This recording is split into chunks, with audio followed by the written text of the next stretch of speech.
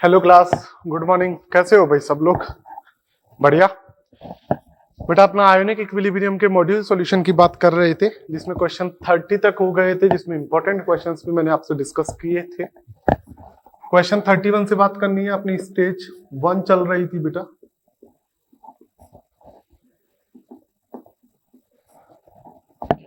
देखते हैं, देखिए कैसे सॉल्व हो रहा है। क्वेश्चन 31 बेटा जो आपको बोल रहा है, थोड़ा सा देखिएगा। pH of water is 7 when a substance Y is dissolved in water। pH दिया है आपको वाटर का 7 when a substance Y is dissolved in water। Y को डिसॉल्व किया है वाटर में, तो pH आपकी 13 हो गई है। The substance Y is a salt of। बेटा एक चीज समझना, पहले आपकी pH बेटा 7 थी। जब इसमें बेटा कुछ ऐड किया, ये पता नहीं है क्या ऐड किया है, तब बेटा इसकी pH जो अपनी हो गई है वो बेटा आपकी 13 हो गई है। डन बेटा। तो ये बात पक्की बात है कि pH अपनी 7 से 13 हुई है, इसका मतलब डेफिनेटली 7 से इंक्रीज हो रही है, मतलब इसमें अपन ने बेस ऐड किया है। क्योंकि बेटा अपन ने जब pH बोला कि 7 से 13 हो गई, इंक्रीज हुई है, इसका मतलब अपन ने इसमें डेफिनेटली जो ऐड किया है वो बेस किया है, और बेस भी कैसा किया है? स्ट्रॉन्ग बेस किया है, जिसने खुद का इम्पैक्ट दिखाया है। तो बेटा डेफिनेटली किसका सॉल्यूशन होगा? ये जो सॉल्ट होगा आपका वीक एसिड स्ट्रॉन्ग बेस का आपका सॉल्ट होगा। समझ में आ गई बात बेटा? क्यों होगा ये मैं आपको बता चुका हूं। क्योंकि बेटा बेस मिलाने से pH 7 से ज्यादा इंक्रीज होगी, इसलिए हमने बोला कि ये बेस आपका स्ट्रॉन्ग बेस होगा और वीक एसिड इन दोनों का सॉल्ट होगा। समझ में आ गई बात बेटा? क्योंकि एसिड की pH हमें पता है 7 से कम होती है, बेस की pH 7 से ज्यादा होती है, जिसके अकॉर्डिंगली बेटा हमने ये बात की है। बेटा उसके बाद बोल रहा है क्वेश्चन नंबर 32। क्या बोल रहा है एक बार देखिएगा। क्वेश्चन 32 आपको बोलता है which is an acid salt. बेटा एसिड सॉल्ट की डेफिनेशन की यदि अपन बात करें तो बेटा ये आपने पढ़ा है, एसिड सॉल्ट वो होता है जिसमें रिप्लेसेबल H प्लस प्रेजेंट हो। वो सॉल्ट जिसमें रिप्लेसेबल H प्लस प्रेजेंट हो उसे एसिड सॉल्ट बोलते हैं। समझ में आ गई बात बेटा? तो अब यहाँ पे बेटा अपन बात करें तो यहाँ पे बेटा NaH2PO2 इनसे रिलेटेड बात कर रहा है। तो एक इंपॉर्टेंट चीज मैं आपको बताना चाह रहा हूँ, वो इंपॉर्टेंट है, ध्यान रखें। 3 एसिड की अपन बात करें, एक तो H3PO4, एक H3PO3, एक H3PO2। तो बेटा इनके एन फैक्टर की बात करूं, या ये कितने H रिप्लेस कर सकते हैं, ध्यान रखिए, ये 3 कर सकता है, ये 2 कर सकता है, ये 1 कर सकता है। एन फैक्टर बोलो या ये इनकी बेसिसिटी बोलो। तो अब बेटा आपको ये चेक करने में थोड़ा आसान रहेगा। तो बेटा आप इसका फर्स्ट ऑप्शन देखो, NaH2PO2। बेटा H2PO2 एक ही कर सकता है जो कर चुका है, तो अब जो 2 H दिख रहे हैं वो रिप्लेसेबल नहीं है, तो ये एसिड सॉल्ट नहीं होगा। ये नहीं कि H दिख गया तो वो एसिड होगा, बेटा रिप्लेसेबल भी होना चाहिए। दूसरा ऑप्शन बोल रहा है Na2HPO3। PO3 2 कर सकता है, तो 2 H कर चुका ऑलरेडी, एक ही H बचा हुआ है, वो रिप्लेसेबल नहीं है, तो ये भी एसिड सॉल्ट नहीं होगा। थर्ड ऑप्शन बोलता है Na2HPO4। H3PO4 तीनों कर सकता है, 2 किए हैं, तो ये अभी जो इसका ये H है ये रिप्लेसेबल है। तो बेटा अपना थर्ड ऑप्शन जो है वो एसिड सॉल्ट को रिप्रेजेंट कर रहा है। समझ में आ गई बात बेटा? और फोर्थ में कोई H है ही नहीं, तो बात खत्म। तो बेटा आपका थर्ड ऑप्शन इसका करेक्ट होगा। थर्ड ऑप्शन जो है वो एसिड सॉल्ट को रिप्रेजेंट कर रहा है, क्योंकि उसमें जो H है वो रिप्लेसेबल है, और जो रिप्लेसेबल H रखता है उस सॉल्ट को हम एसिडिक सॉल्ट बोलते हैं। डन बेटा? तो क्वेश्चन 32 के बाद में बेटा मैं बात कर रहा हूं क्वेश्चन नंबर 33 की। 33 क्या बोल रहा है देखिएगा। Calculate the pH of aqueous solution of 1m ammonium format assuming complete dissociation. बेटा अमोनियम फॉर्मेट की जो बात कर रहे हैं, थोड़ा सा ध्यान से पढ़िएगा। जो आपका अमोनियम फॉर्मेट होता है बेटा, ये ऑर्गेनिक के अकॉर्डिंग अपन बात करें तो ये बोलता है अमोनियम फॉर्मेट आपका वीक एसिड वीक बेस का सॉल्ट है। क्योंकि अमोनियम का मतलब NH4OH जब वाटर से डिसोसिएट करके देखेंगे बेटा, सॉल्ट को यदि हाइड्रोलिसिस करते हैं मतलब वाटर से रिएक्शन कराते हैं, तो पता लगता है इसमें एसिड क्या है और बेस क्या है। तो अमोनियम का मतलब बेटा आपका क्या हो गया? NH4OH जो वीक बेस है। फॉर्मेट का मतलब बेटा एसिडिक एसिड आएगा, जो या फॉर्मिक एसिड आएगा जो अपन वीक एसिड मान के चल रहे हैं। दोनों बेटा किसके सॉल्ट हो गए? ये weak acid weak base salt है जब हमने हाइड्रोलिसिस करवाया। इसके लिए बेटा मेरे को कॉन्सेंट्रेशन बता रखी है 1m। डन बेटा। और बेटा कंप्लीट डिसोसिएशन बोल रखा है। कंप्लीट डिसोसिएशन का मतलब बेटा अल्फा 1 है। पी के दिया है फॉर्मिक एसिड का, पी के बी दिया है अमोनिया का, तो पीएच पूछी है बेटा। डायरेक्ट एक चीज याद रखना, ये भी याद नहीं रखो तो वीक एसिड वीक बेस के लिए पीएच का जो डायरेक्ट फॉर्मूला होता है वो होता है 7 प्लस हाफ पीके माइनस हाफ पीकेबी। ये वीक एसिड वीक बेस के लिए डायरेक्ट पीएच का फॉर्मूला होता है। क्या फॉर्मूला होता है पीएच का? 7 प्लस हाफ पीके माइनस हाफ पीकेबी। ये वीक एसिड वीक बेस के लिए डायरेक्ट फॉर्मूला है, आपको ध्यान रखना है। डन बेटा। यहां से अपन को बेटा पीकेए और पीकेबी दोनों की वैल्यूज दी है, तो बेटा वैल्यूज यूज करें। तो 7 प्लस हाफ पीके आपका है 3.8, पीकेबी आपका है 4.8। बेटा जैसे सॉल्व करोगे तो ये आएगा आपके पास 1.9, ये सॉल्व करोगे ये आएगा आपके पास 2.4। तो पीएच का फॉर्मूला आएगा 7 प्लस 1.9 माइनस 2.4। तो बेटा ये हो गया आपका 6.5 के समथिंग आ रहा है। तो बेटा इधर पीएच का आपका आंसर आएगा 6.5। तो आपको सिंपली इसमें जो दिया था उसको डिसोसिएट करके देखना था वाटर से, जिसमें हमको पता लगा कि ये वीक एसिड वीक बेस का कॉम्बिनेशन है, जिसके पीएच का फॉर्मूला आपको डायरेक्ट याद था, आपने डायरेक्ट अप्लाई किया, तो यहां से अपन को वैल्यूज पता लग गई, क्या वैल्यूज आएगी। डन बेटा। क्वेश्चन 33 के बाद में बेटा क्वेश्चन नंबर 34 की बात कर लेते हैं। 34 क्या बोल रहा है देखिए, a semi normal solution of sodium acetate in water has. बेटा सोडियम एसीटेट की बात की है, सोडियम एसीटेट बोले तो CH3COONA। बेटा इसे बोलते हैं सोडियम एसीटेट। बेटा इसका सॉल्ट देखना चाहूं क्या है, तो बेटा देखिएगा ब्रेक करो तो बेटा ये माइनस ये प्लस, माइनस के पास जाएगा H प्लस, प्लस के पास आएगा OH माइनस। तो बेटा ये आपका हो गया CH3COOH, ये आपका हो गया NaOH। तो ये तो स्ट्रॉन्ग बेस है, ये वीक एसिड है। तो बेटा ये सॉल्ट किसका आ गया? ये सॉल्ट हमारा आ गया salt of weak acid strong base. बेटा अब इसकी C क्या है, एग्जैक्ट पीएच हमारे को नहीं निकालनी, तो कॉन्सेंट्रेशन अल्फा क्या है डजंट मैटर। आप बोल सकते हो एसिड वीक है बेस स्ट्रॉन्ग है, तो डेफिनेटली इसकी पीएच 7 से ज्यादा आएगी। क्यों? क्योंकि बेटा बेस स्ट्रॉन्ग है और बेस स्ट्रॉन्ग रहता है तो पीएच 7 से ज्यादा रहती है। डन। तो बेटा क्वेश्चन 34 के लिए आपको क्या बोल रहा है देख लेते हैं। बेटा पीएच 7 से ज्यादा है तो H प्लस आयन कॉन्सेंट्रेशन क्या आ जाएगी? वो 7 से कम आ जाएगी, क्योंकि पीएच और H plus ion concentration inverse होती है, क्योंकि माइनस लॉग होता है। PH is equal to minus log H plus ion concentration, तो उस माइनस के कारण पीएच और H प्लस इनवर्स चलती है। पीएच 7 से ज्यादा है तो H प्लस 7 से कम आएगी। और वैसे भी हमको पता है बेस स्ट्रॉन्ग है तो यही इसमें इंपैक्ट दिखेगा। डन बेटा। तो ये बेटा आपका क्वेश्चन नंबर 34 था। इसके बाद में बेटा अपन बात कर रहे हैं क्वेश्चन नंबर 35 की। क्या बोलता है देखिएगा, क्वेश्चन 35 बोलता है for which salt relation between KH and H। बेटा रिलेशन दे रखा है small h is equal to KH 1 plus KH। तो बेटा ये रिलेशन किसके लिए ट्रू है? याद रखिएगा वीक एसिड वीक बेस के लिए ये रिलेशन आपका ट्रू होता है। किसके लिए ट्रू होता है? वीक एसिड वीक बेस के लिए। क्योंकि बेटा अपन जब इस रिलेशन की बात करें तो मैं बोलूं for weak acid weak base का यदि सॉल्ट है तो बेटा उस केस में क्या होता है, KH is equal to H square upon 1 minus H square. बेटा दोनों को क्रॉस मल्टीप्लाई किया तो आपका आया H square is equal to KH minus H square KH। बेटा H स्क्वायर इधर आया, H स्क्वायर ये इधर आया, plus H square KH is equal to KH। H को बेटा यहां से कॉमन लो H स्क्वायर को, तो 1 plus KH is equal to KH। और यहां से H स्क्वायर बात की तो KH अपॉन 1 प्लस KH। और यहां से जैसे अपन ने बेटा इसको सॉल्व किया तो थोड़ी सी कैलकुलेशन मिस्टेक है क्या, देखिएगा बेटा, ये होल स्क्वायर आएगा भाई, यहाँ पे इस चीज का थोड़ा ध्यान रखें, ये होल स्क्वायर आएगा। तो बेटा इधर एक सेकेंड,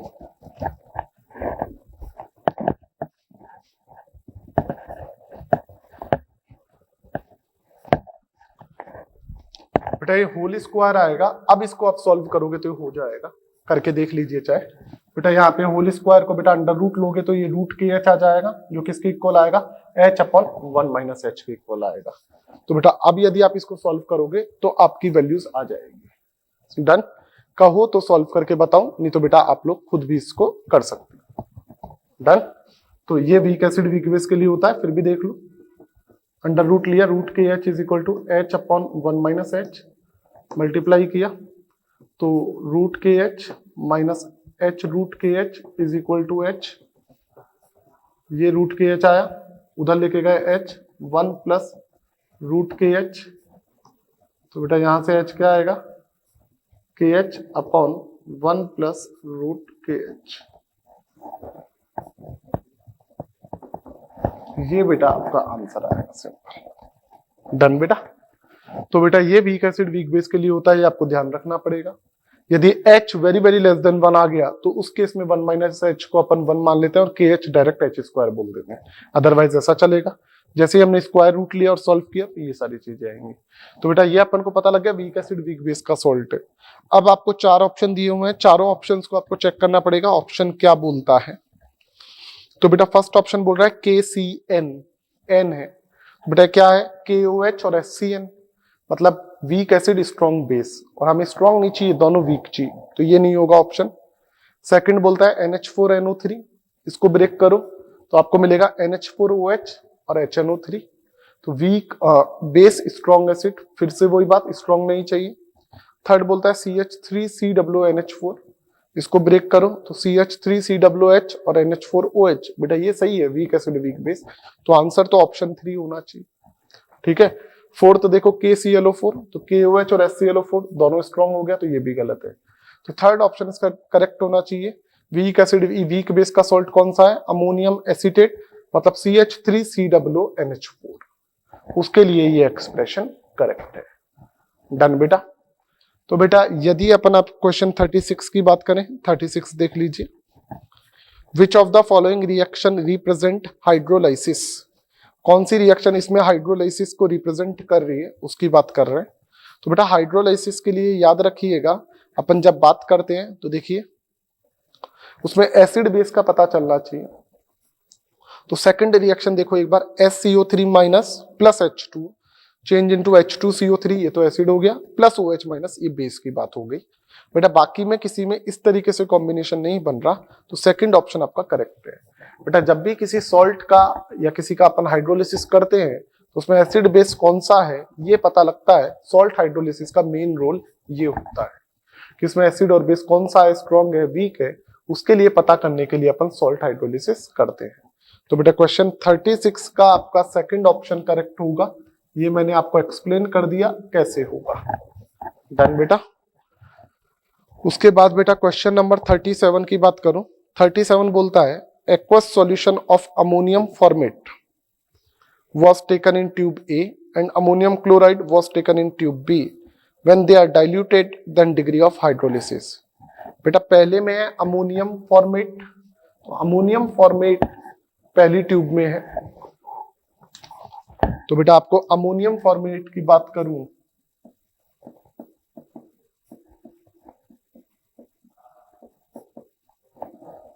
ये ट्यूब ए में है।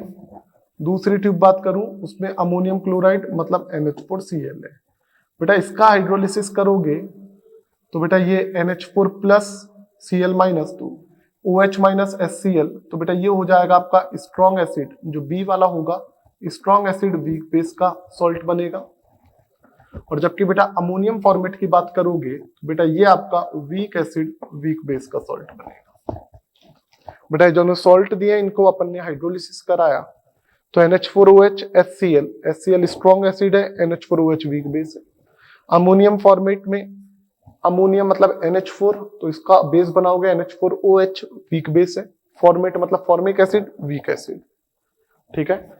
अब बेटा यदि अपन इनके लिए रिलेशन की बात करें कि डिग्री ऑफ हाइड्रोलिसिस मतलब स्मॉल h का क्या रिलेशन है डाइल्यूशन पे, तो देख लीजिएगा बेटा। पहली बात तो पता होना चाहिए आपको, कंसंट्रेशन और डाइल्यूशन इनवर्सली होता है, ये ध्यान रखना बेटा। यहाँ पे बात करूं वीक एसिड वीक बेस में, तो जो H होता है वो डिपेंड ही नहीं करता कॉन्सेंट्रेशन पे, ध्यान रखना। तो अपन ने क्या बोला, इंडिपेंडेंट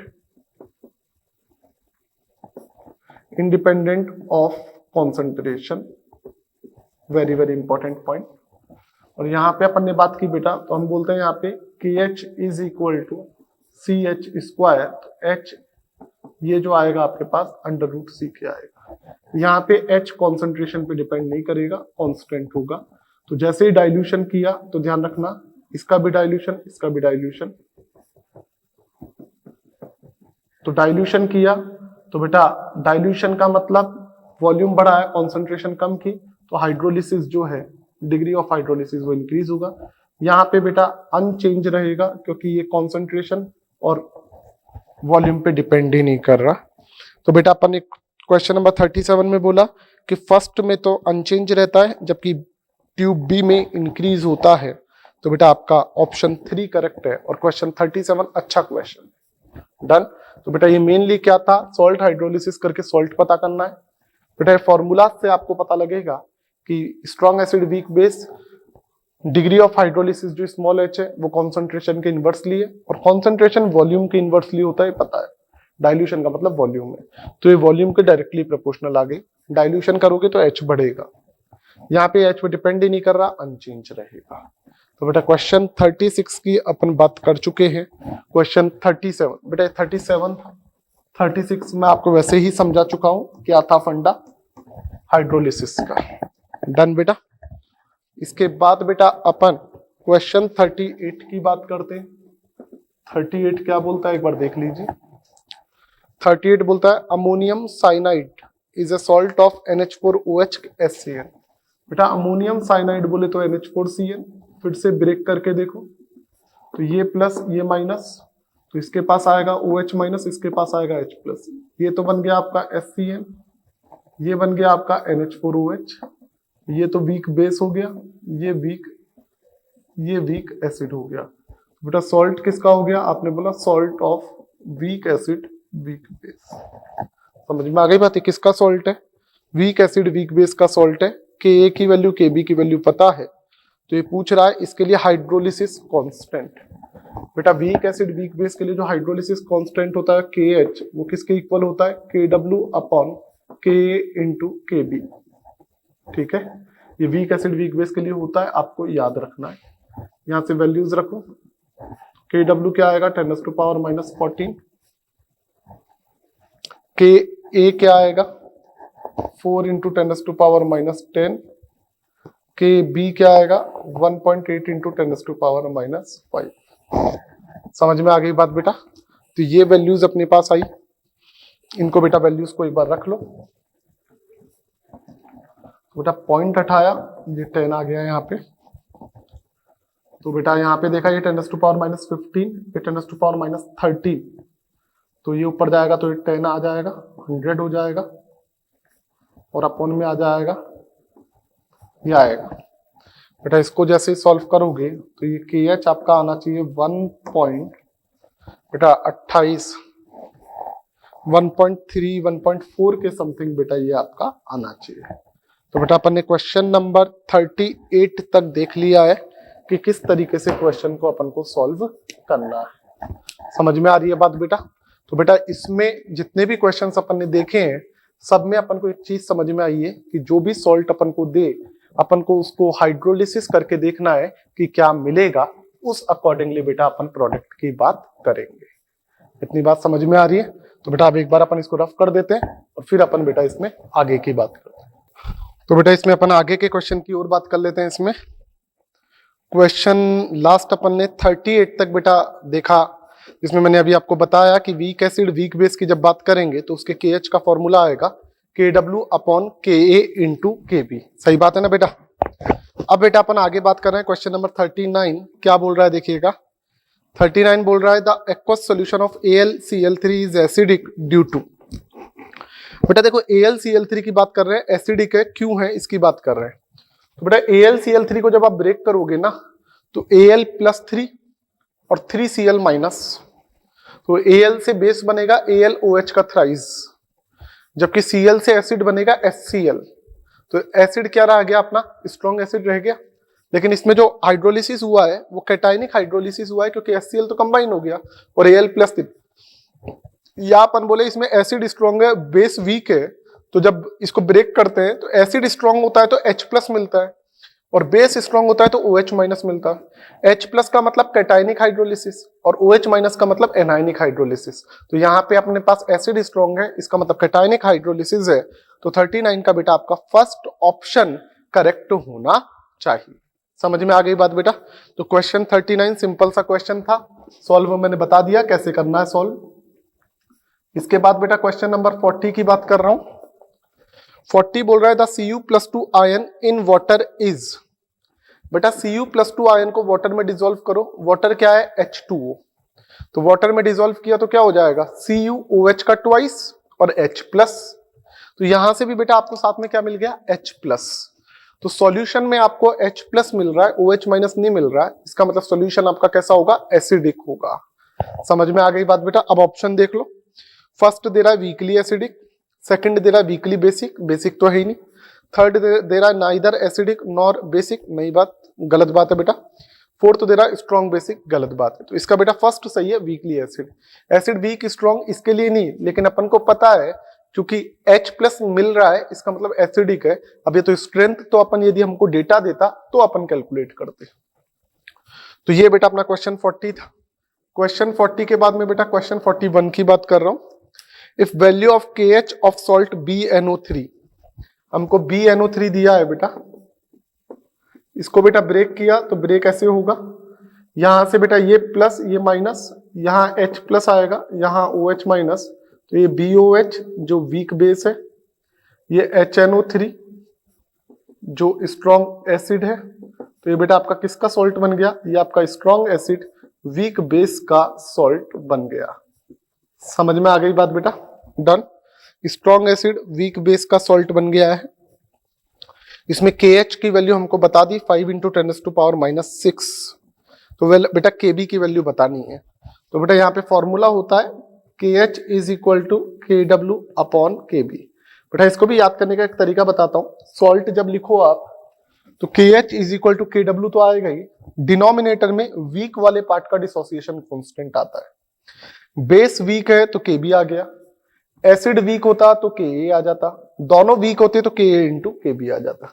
अब बेटा यहां से यदि मेरे को KB निकालना है तो KB आपने क्या बोला, KW/KH। KW है 10⁻⁻14, नहीं बोले तो अपन 25 डिग्री सेल्सियस वाला मान के चलते। KH दिया है 5 × 10⁻⁻6।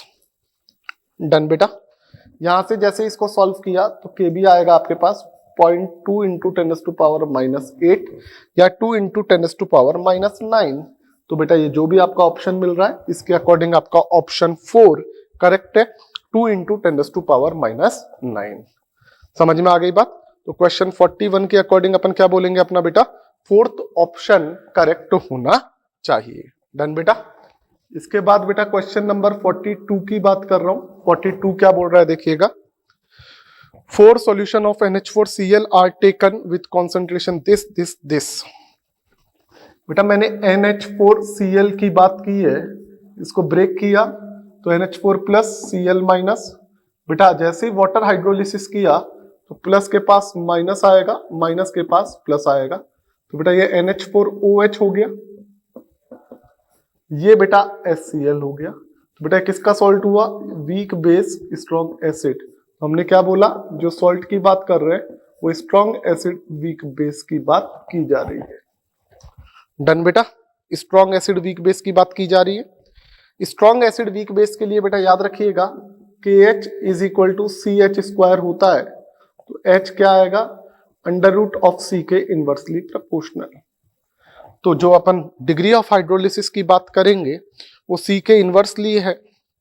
C हमको क्या दिया है 1m, फिर दिया है 0.1 m, फिर दिया है 0.01 m, फिर दिया है 0.001 m। तो C ज्यादा तो H कम, तो सबसे कम C है फोर्थ वाले का, तो सबसे ज्यादा H उसका होगा, फिर ये आएगा, फिर ये आएगा, फिर ये आएगा, ये अपना आंसर।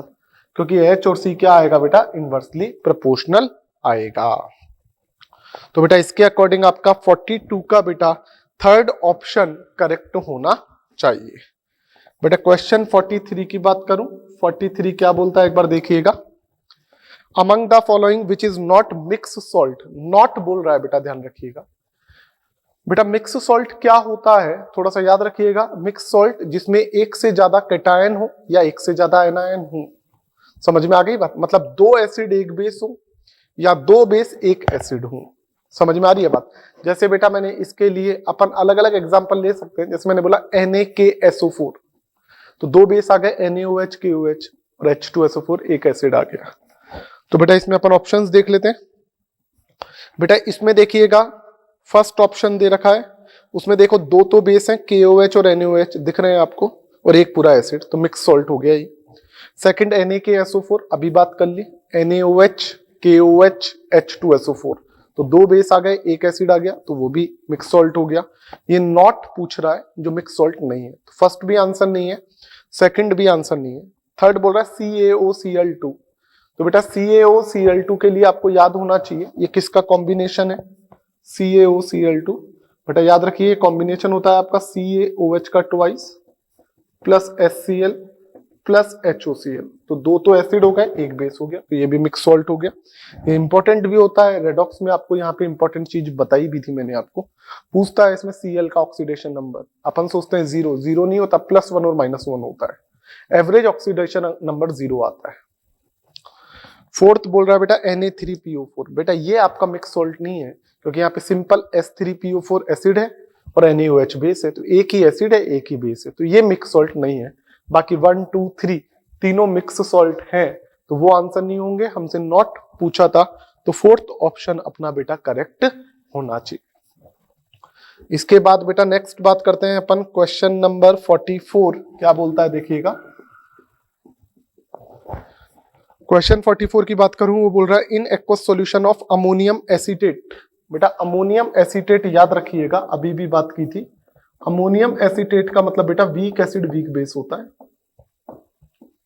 क्यों होता है अमोनियम एसीटेट, भाई फॉर्मूला क्या हो जाएगा इसका, ये देख लो CH3COONH4, तो बेटा ब्रेक किया, ये माइनस ये प्लस, इसके पास आएगा H प्लस, इसके पास आएगा OH माइनस, तो ये तो हो जाएगा बेटा वीक बेस, ये हो जाएगा बेटा वीक एसिड। तो ये किसका सॉल्ट आएगा बेटा, आएगा आपका salt of weak acid weak base का आएगा। समझ में आ गई बात बेटा। तो 44 में आपको पता लग गया ये वीक एसिड वीक बेस का सॉल्ट है। बेटा इसमें क्या पूछ रहा है, in aqueous solution of ammonium acetate, बात कर लेते हैं क्या। Only acetate ion undergoes hydrolysis. बेटा एक तो याद रखना, जब हाइड्रोलिसिस करते हैं तो हम सॉल्ट के 4 टाइप की बात करके आए थे, एक स्ट्रॉन्ग एसिड स्ट्रॉन्ग बेस, एक स्ट्रॉन्ग एसिड वीक बेस, एक वीक एसिड स्ट्रॉन्ग बेस, एक वीक एसिड वीक बेस। तो स्ट्रॉन्ग एसिड स्ट्रॉन्ग बेस में हाइड्रोलिसिस नहीं होता, वो न्यूट्रलाइजेशन का वो होता है। तो जो वीक वाला पार्ट होता है वो हाइड्रोलिसिस करता है। यहाँ पे एसिड और बेस दोनों वीक है, तो मैं बोल दूं एसीटेट आयन और अमोनियम आयन दोनों हाइड्रोलिसिस में जाएंगे, या कैटायन और एनायन दोनों हाइड्रोलिसिस में जाएंगे। तो यहाँ पे बेटा अपन ने बोल दिया इसका थर्ड ऑप्शन करेक्ट होना चाहिए, acetate and ammonium ions both undergoes hydrolysis. समझ में आ गई बात बेटा। तो क्वेश्चन 44 का अपन को समझ में आ गया कि acetate and ammonium ions both goes under hydrolysis. बेटा क्वेश्चन 44 के बाद में अपन बात कर लेते हैं क्वेश्चन नंबर 45 क्या बोलता है, cation of which of these base will not hydrolysis. पहले भी बात कर ली, स्ट्रॉन्ग वाला हाइड्रोलिसिस नहीं होता है, वीक वाला हाइड्रोलिसिस की बात कर रहे हैं। आपको बेटा 4 दे रखे, BaOH का ट्वाइस, BeOH का ट्वाइस, CuOH का ट्वाइस, AlOH का थ्राइस। तो आपको बेटा एक चीज पता होनी चाहिए कि BaOH का ट्वाइस जो है वो आपका स्ट्रॉन्ग बेस है। कौन सा है, BaOH का ट्वाइस। और जो स्ट्रॉन्ग बेस होता है वो हाइड्रोलिसिस कंप्लीट नहीं होता, क्योंकि वीक वाला पार्ट होता है। तो इसका फर्स्ट वाला ऑप्शन करेक्ट है, BaOH twice is a strong base, that's why it will not undergo hydrolysis. तो बेटा 45 का आपका फर्स्ट ऑप्शन करेक्ट होना चाहिए। याद रखिएगा नॉट पूछा है, इस चीज का थोड़ा सा आप ध्यान रखें। इसके बाद क्वेश्चन नंबर 46 की बात कर लेता हूं। 46 क्या बोल रहा है देखिएगा, aqueous solution of a normal salt is basic. बेटा आपको बताया सॉल्ट बेसिक है, मतलब OH माइनस देगा, मतलब उसमें बेस स्ट्रॉन्ग है। दिस ऑब्जर्वेशन इंडिकेट्स, बेटा एक सॉल्ट में एसिड बेस दोनों होते हैं, इंपैक्ट किसका आ रहा है, बेस का आ रहा है। सोल्यूशन बेसिक है मतलब बेस स्ट्रॉन्ग है, एसिड वीक है। मैंने अभी भी बोला था एसिड होता है तो H+ आता है मतलब कैटायन, बेस स्ट्रॉन्ग है तो OH माइनस आएगा मतलब एनायन इफेक्टेड होगा। तो यहां पे बेटा आप बोलोगे एनायन अंडरगोज हाइड्रोलिसिस, क्योंकि एनायन के कारण हाइड्रोलिसिस हो रहा है तो एनायन के चक्कर में आएगा, तो अपन ने यहां बोला एनायन अंडरगोज हाइड्रोलिसिस। तो इसका बेटा फर्स्ट ऑप्शन करेक्ट हो जाएगा, एनायन अंडरगोज हाइड्रोलिसिस। समझ में आ रही है बात बेटा। इसके बाद बेटा क्वेश्चन नंबर 47 की बात कर रहे हैं। क्वेश्चन 47 क्या बोल रहा है, Which of following remains unaffected on increasing dilution of aqueous solution of KCN? बेटा याद रखना कोई भी इक्विलिब्रियम कांस्टेंट होता है, केमिकल इक्विलिब्रियम में भी पढ़ा था अपन ने, वो concentration, pressure, inert gas addition, catalyst, इससे इफेक्टेड नहीं होता, वो टेम्परेचर से होगा, मोड ऑफ रिएक्शन से होगा, जो स्टोइकियोमेट्री है। तो बेटा 47 में बोल रहा है कि अपने पास एक डाइल्यूट सॉल्यूशन है, उसमें यदि बेटा अपन डाइल्यूशन करते हैं, डाइल्यूशन का मतलब कॉन्सेंट्रेशन डाइल्यूशन की बात कर रहे हैं, तो बेटा कौन इफेक्टेड नहीं होगा, तो KH इफेक्टेड नहीं होगा, क्योंकि KH एक टाइप का इक्विलिब्रियम कांस्टेंट है जिसे हाइड्रोलिसिस कांस्टेंट बोलते हैं। KH क्या है आपका, हाइड्रोलिसिस कांस्टेंट। ये जो KH है इसे अपन ने क्या बोल रखा है, हाइड्रोलिसिस कांस्टेंट। और KH आपका कांस्टेंट है, वो टेम्परेचर पे डिपेंड करेगा, कॉन्सेंट्रेशन, प्रेशर, वॉल्यूम इन पे नहीं करेगा, इसलिए अपन ने बोला कि ये आपका बेटा वॉल्यूम या डाइल्यूशन इनसे इफेक्टेड नहीं होगा। डन बेटा। इसके बाद क्वेश्चन नंबर 48 की बात कर रहा हूं। 48 क्या बोल रहा है एक बार देखिएगा। 48 बोल रहा है what will be the value of KH of 0.1 m salt solution of strong base weak acid. हमको बोल दिया वीक एसिड है, स्ट्रॉन्ग बेस है। डन। इसके लिए आपको 0.1 m दे दिया है, तो आपको पूछा है KH, तो बेटा KH का फॉर्मूला इसके लिए होता है KH is equal to KW, अभी भी बताया था। डिनोमिनेटर में वीक आता है, वीक क्या है, एसिड, तो Ka। तो आपके पास क्या आ गया, KH is equal to KW upon Ka। तो KW तो 10⁻⁻14 है, K आपको दिया है 10⁻⁻5, तो बेटा ये सॉल्व होकर 10⁻⁻9 आएगा, जो आपका आंसर होएगा। डन बेटा। तो बेटा 48 का फर्स्ट ऑप्शन करेक्ट है, 1 × 10⁻⁻9, ये आपका KH आएगा, वीक एसिड स्ट्रॉन्ग बेस का। बेटा इसका फॉर्मूला लिखना सिखा दिया है, चाहे वीक एसिड स्ट्रॉन्ग बेस हो, चाहे स्ट्रॉन्ग एसिड वीक बेस हो, और चाहे आपका वीक एसिड वीक बेस हो। KH का फॉर्मूला क्या आएगा, KW अपॉन जो वीक वाला पार्ट है उसका कांस्टेंट। एसिड वीक है तो Ka, बेस वीक है तो Kb, दोनों वीक है तो Ka × Kb। इतनी बात समझ में आती है बेटा। चलूं आगे। इसके बाद बेटा क्वेश्चन नंबर 49 की बात करते हैं। अब बेटा एक तो चीज याद रखिएगा, जो आप क्वेश्चन 49 से स्टार्ट हो रहे हैं, 49 से लेके आपके 76, वेरी वेरी इंपॉर्टेंट क्वेश्चन, 49 से 76, ये सारे क्वेश्चन सॉल्युबिलिटी प्रोडक्ट इनसे रिलेटेड है। और एक आपको पता होना चाहिए कि सॉल्युबिलिटी प्रोडक्ट से रिलेटेड क्वेश्चन 100% आता है।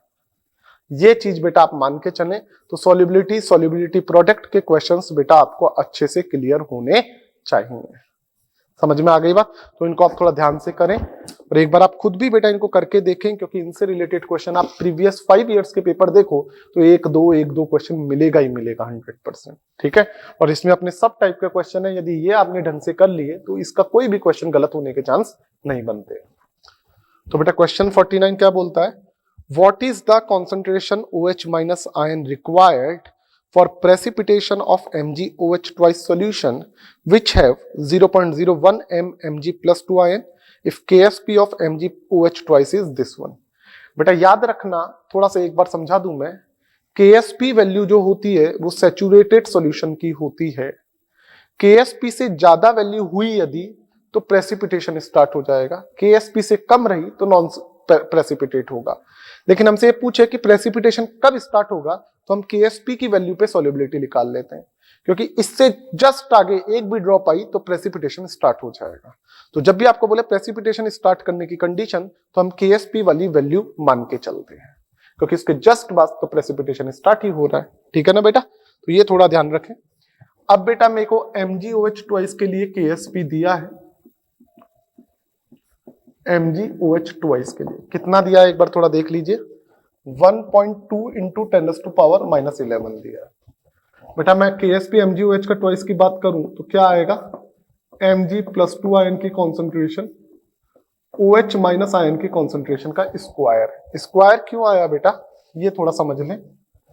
बेटा आप MgOH ट्वाइस की बात करोगे तो ये जब ब्रेक होगा ये देगा आपको Mg+2 2OH माइनस, और जो KSP होता है वो उनकी आयंस की कॉन्सेंट्रेशन का मल्टीप्लीकेशन होता है।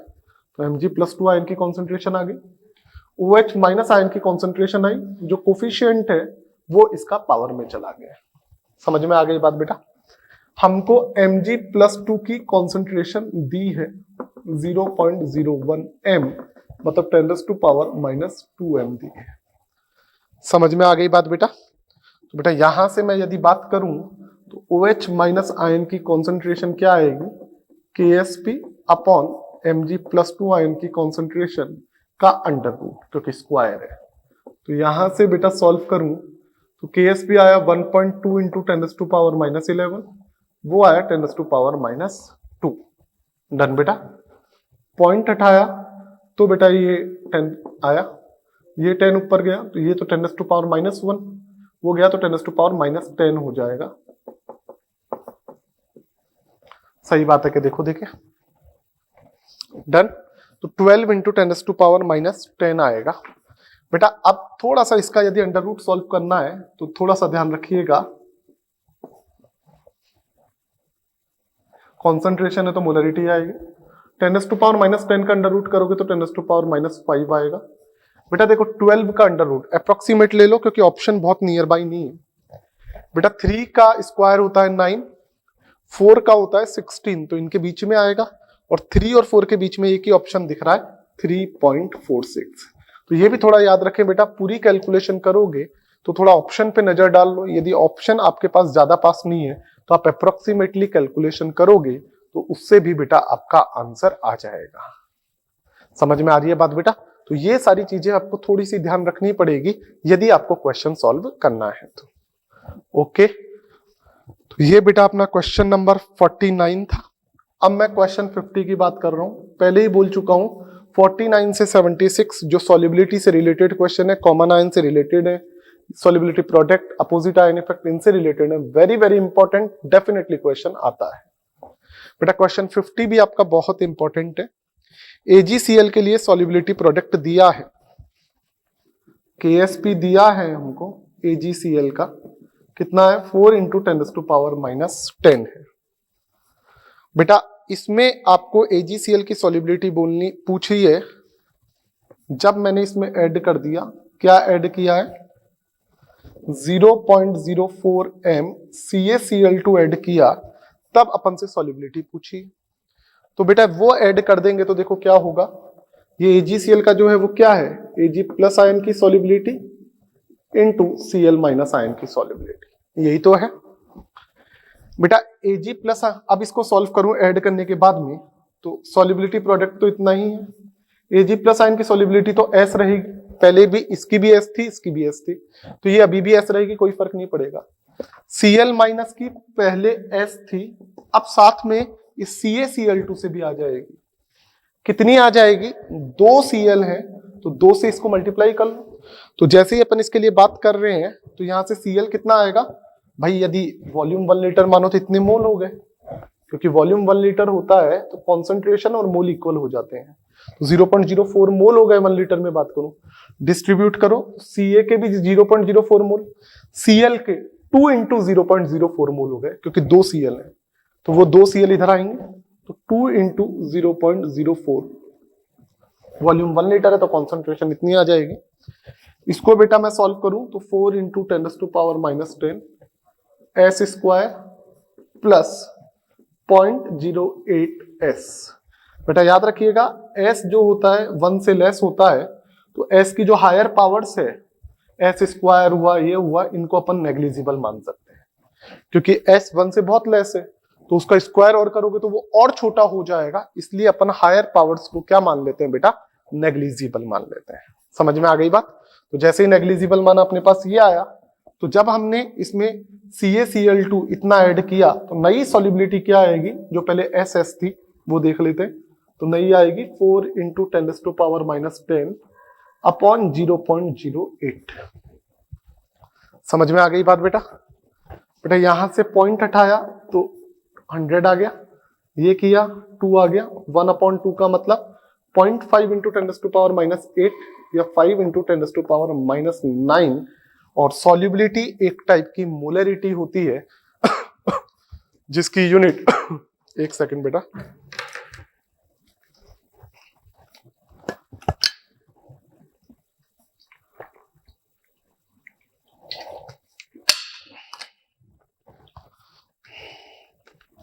जिसकी यूनिट बेटा अपन बात करते हैं क्या, मोलरिटी आती है, कॉन्सेंट्रेशन आती है। तो इसका मतलब बेटा इसका जो होना चाहिए मोलरिटी, आंसर आना चाहिए 5 इंटू 10⁻⁹, मतलब 50 का आपका बेटा थर्ड ऑप्शन करेक्ट होना चाहिए।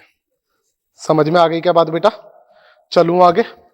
तो बेटा 50 तक अपन ने कर लिया है, अब बाकी आगे के क्वेश्चन अपन नेक्स्ट लेक्चर में करेंगे। ये सॉल्युबिलिटी कैसे निकालते हैं ये बताया, प्रेसिपिटेशन का मतलब जस्ट सॉल्युबिलिटी प्रोडक्ट से आगे वाली कंडीशन है, इनका आप ध्यान रखिएगा। बाकी की बातचीत बेटा नेक्स्ट लेक्चर में करेंगे। और एक चीज याद रखिएगा, ये क्वेश्चंस एक बार आप सॉल्व करके जरूर देखें, यदि सॉल्व नहीं करोगे तो बेटा दिक्कत है। इनको सॉल्व करना जरूरी है क्योंकि बेटा इससे रिलेटेड क्वेश्चन जरूर आते हैं। बाकी मस्त रहें, कैलकुलेशन वगैरह का थोड़ा ध्यान रखें, इजीली क्वेश्चन हो जाएगी। ठीक है, आपका माइनर है तो उसके लिए ऑल दी बेस्ट। बाकी की बातचीत करेंगे नेक्स्ट लेक्चर में। Thank you.